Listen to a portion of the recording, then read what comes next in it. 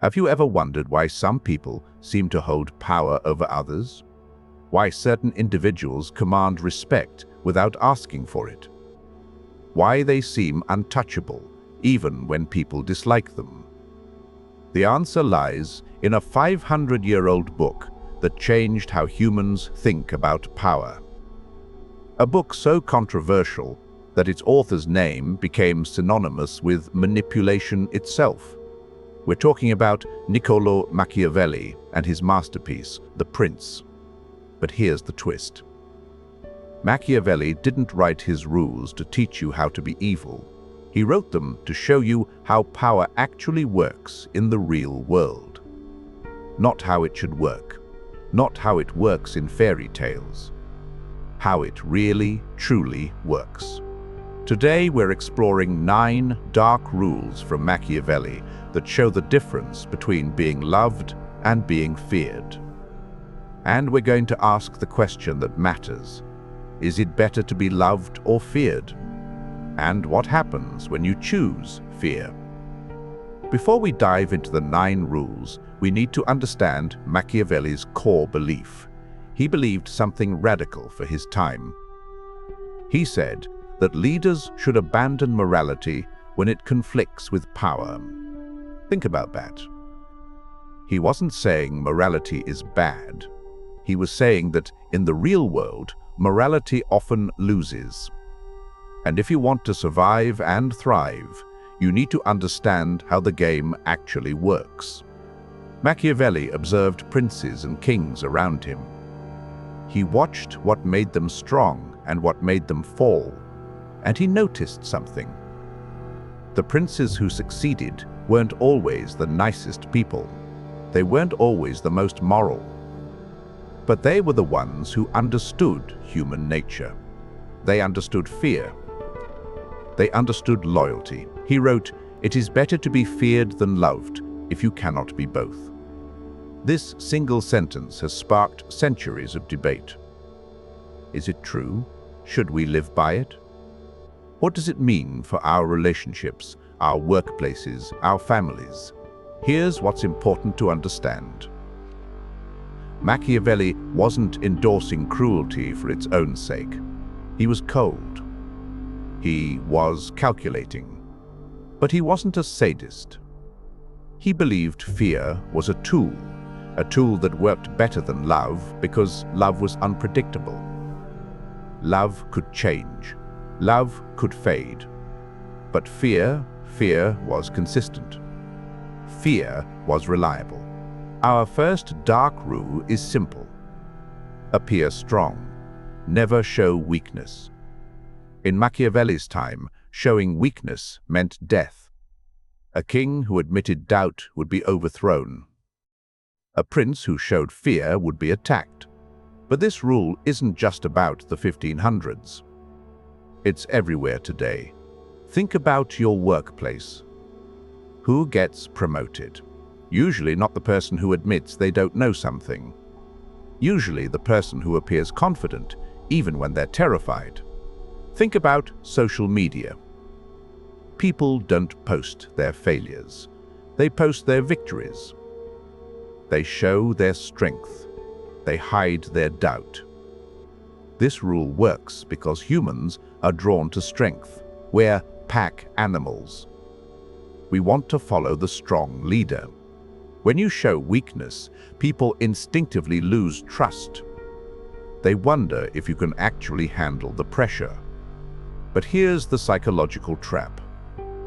When you never show weakness, you become isolated. You can't be vulnerable. You can't be honest.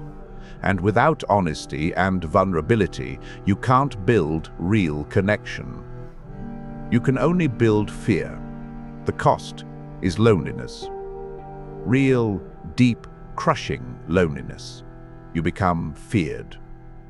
But you become feared by people who would abandon you the moment you show a crack in your armor. Rule number 2. Punish betrayal swiftly and publicly. Machiavelli believed that mercy was weakness. If someone betrayed you, you couldn't just quietly remove them. You had to make an example. You had to make sure everyone saw what happens when you betray the leader. This rule is about deterrence. It's about creating fear so powerful that no one even considers betraying you. In the modern world, this plays out differently. It might be the CEO who fires someone publicly in front of the whole company. It might be the manager who humiliates an employee in a meeting. It might be the friend who publicly calls out someone who wronged them on social media. Does it work? Yes. People become terrified of crossing you. They toe the line. They watch their words around you. But look at what happens psychologically. An organization ruled by fear of punishment is an organization of people walking on eggshells. They're not creative. They're not innovative. They're not engaged. They're just scared. And there's another cost. The person you punished publicly, they become your enemy. Not a loyal follower who learned their lesson. An enemy. Someone looking for revenge. Someone spreading stories about how cruel you are. You gain fear. You lose loyalty. You lose trust. And you lose the possibility of genuine human connection. Rule number 3. Control information. Machiavelli knew something profound. Knowledge is power.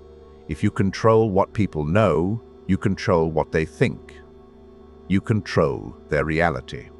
A prince, he believed, should know everything happening in his kingdom. But his people? His people should know only what serves his interests. In the 1500s, this meant controlling messengers, controlling what news reached the people. Today, it's the same game with different tools. It's the CEO who doesn't tell employees about financial problems. It's the politician who hides information from voters. It's the parent who lies to their children about why they're really leaving. Control information, and you control behavior. People make decisions based on what they know. If you control what they know, you control their decisions. The psychology here is fascinating and dark. When you control information, you create dependency. People rely on you to tell them what's true. They can't trust their own judgment because they don't have enough information. So they trust you instead. But this creates something toxic. It creates paranoia. Because people know you're hiding things. They don't know what. They don't know how much. So they imagine the worst. They fill in the gaps with fear.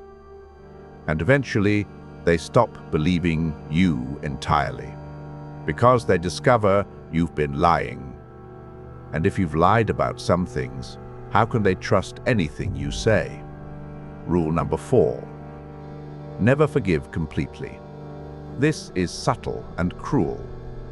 Machiavelli believed that if someone wronged you, you should accept their apology on the surface. You should appear to forgive. But you should never ever actually forgive. Why? Because a complete forgiveness means they have no fear. And without fear, they might wrong you again. So instead, you keep score. You remember. You hold it over their head. Maybe not explicitly, but they know. They feel it. They live with the knowledge that you haven't truly forgiven them. Think about how this plays out in real relationships. A partner who says, "I forgive you," but brings up the betrayal in every argument. A parent who says they forgive their child, but treats them with subtle coldness. A boss who says they forgive a mistake, but never promotes that employee again. The person being forgiven lives in a kind of limbo. They're not fully restored. They're not trusted again. They're on permanent probation. This creates deep psychological damage. It creates shame that never heals.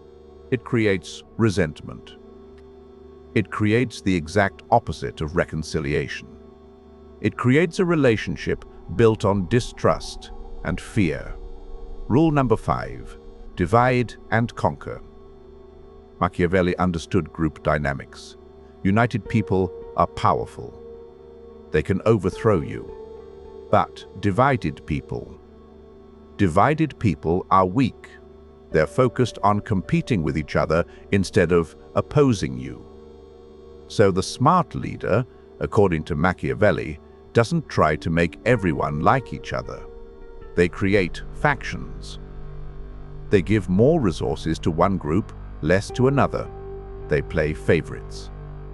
They create resentment. Why? Because people focused on hating each other have no energy to hate the leader. This is everywhere in modern life. It's office politics where the boss subtly favors certain employees.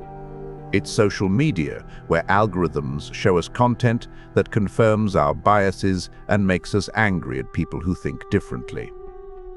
It's politics where leaders deliberately inflame divisions to consolidate power. Does it work? Absolutely. A divided group is a powerless group. But what's the cost? The cost is society. The cost is human connection. The cost is the possibility of working together towards something better. When you divide people, you don't just weaken them, you poison them. You create tribalism. You create hatred. You create a world where people can't talk to each other, can't understand each other, can't work together. You become feared, yes. But you also create the conditions for your own destruction. Because eventually a group comes together. And when they do, their anger isn't just at each other anymore, it's at you. Rule number 6. Never show consistency in your morality. Machiavelli believed that if people could predict how you'd behave, they could prepare defenses. They could plan against you. But if you're unpredictable, if you're sometimes merciful and sometimes cruel, if you're sometimes honest and sometimes deceptive, then no one knows what you'll do. And fear thrives in uncertainty. So the strategic leader makes decisions that seem random. They show mercy one day and cruelty the next. They keep people off balance. Psychologically, this is devastating. Humans crave predictability. We need to understand the rules of our environment to feel safe. When the rules are random, we develop anxiety. We develop hypervigilance. We're constantly waiting for the next unpredictable move. Think about abusive relationships. One of the core features of emotional abuse is unpredictability. One moment the abuser is kind. The next moment they explode over something trivial. The victim never knows which version they'll get. So they become hyperactive to every mood, every gesture, every word. This is exactly what Machiavelli's 6th rule creates. It creates trauma.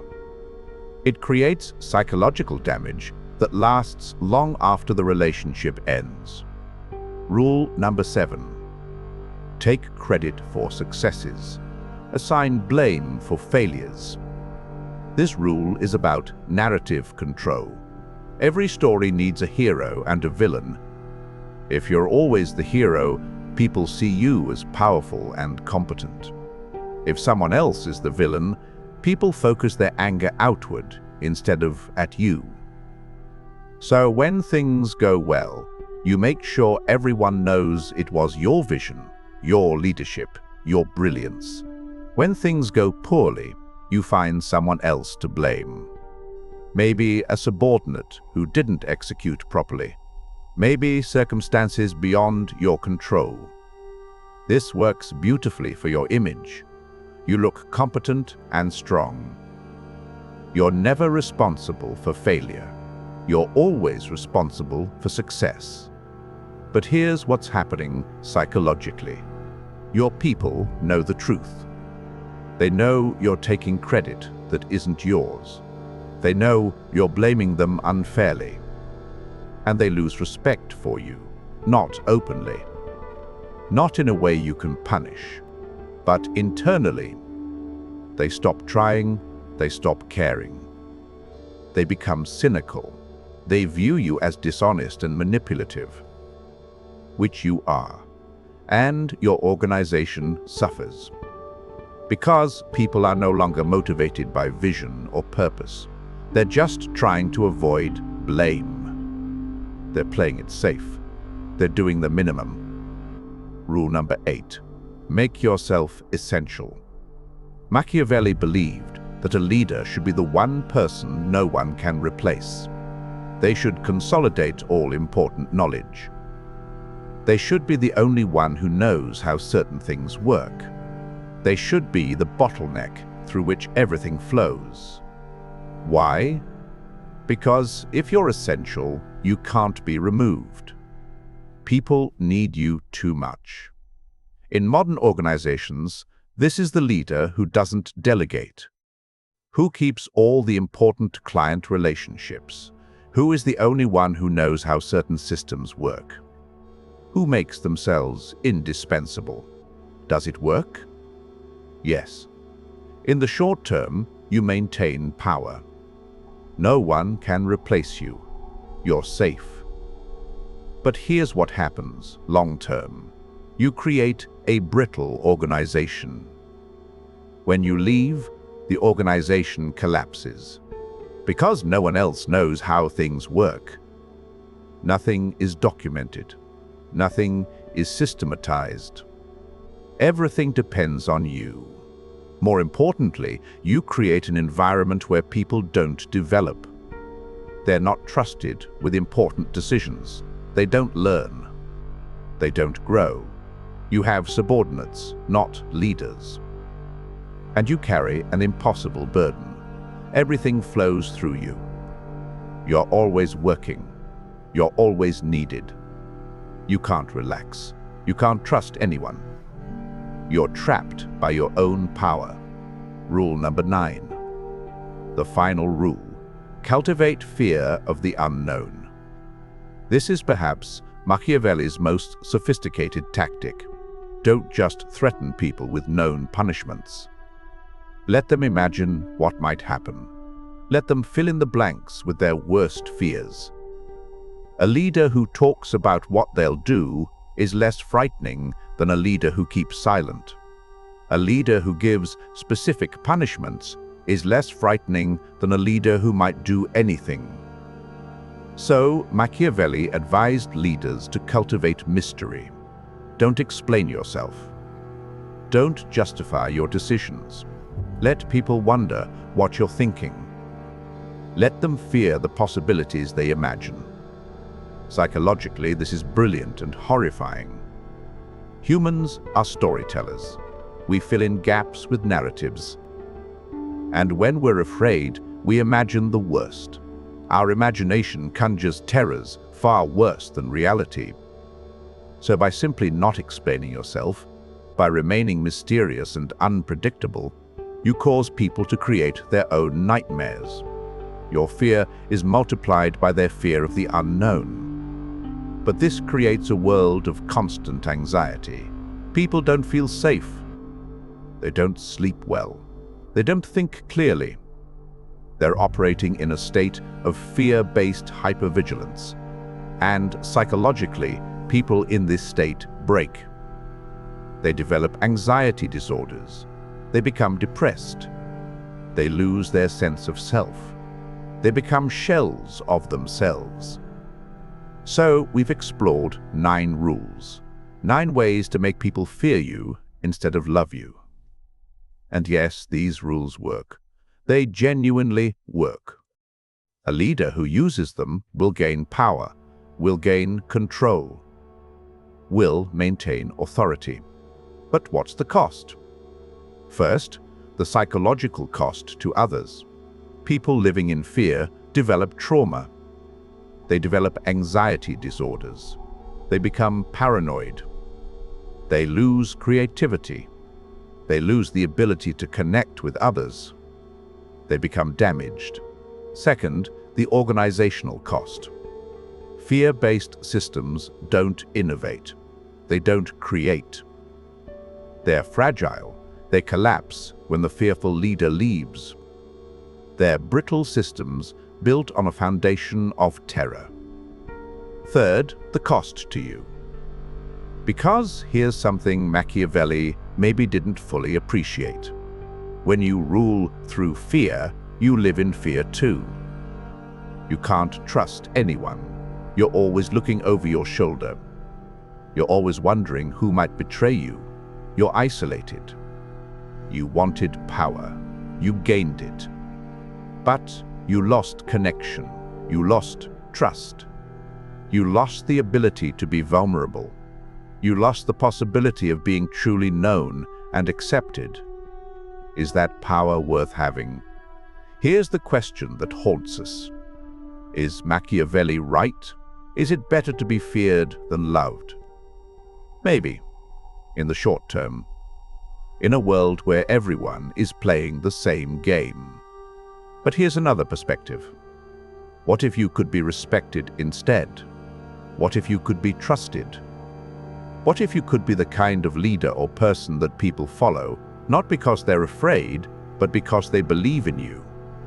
There's a different kind of power. It's slower to build. It's harder to maintain. But it's more stable. It's genuine. It's based on trust instead of fear. Love can be fickle. That's what Machiavelli said. But respect. Respect based on competence and integrity. That's more stable than fear.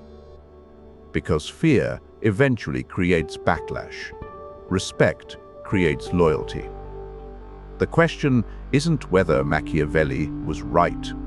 The question is what kind of person you want to be. What kind of world you want to live in. Do you want a world where everyone is playing Machiavelli's game? A world of manipulation and fear and division?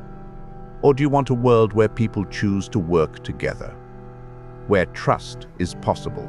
Where leadership is about service instead of domination? Machiavelli showed us how power works in a zero-sum world. But maybe the real wisdom is in choosing a different game altogether. So there they are. 9 dark rules that make you feared instead of loved. Rules that work. Rules that have shaped history. Rules that still shape our world today. But knowing these rules isn't about using them. It's about recognizing them when they're being used on you. It's about understanding the psychology of fear and power. The real question isn't whether Machiavelli was right. It's whether you want to live in the world he described. Or whether you want to build something better. What do you think? Is it better to be feared or loved? Let me know in the comments. And if you enjoyed this exploration of power, psychology, and philosophy, please subscribe. Because we dive deep into the questions that matter. Thanks for watching.